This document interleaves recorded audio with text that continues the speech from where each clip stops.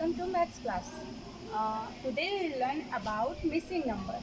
यहाँ हमने 1 to 10 counting numbers लिखे हैं जिनमें से कुछ नंबर मिसिंग है, तो हमें उन्हें फाइंड आउट करना है.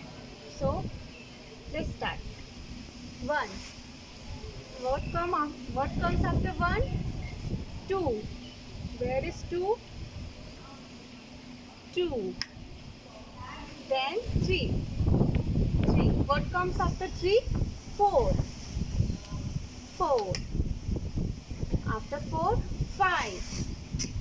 5, 6. Then 7. Where is 7? 7.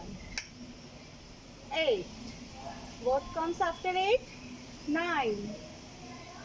9. And 1, 0, 10.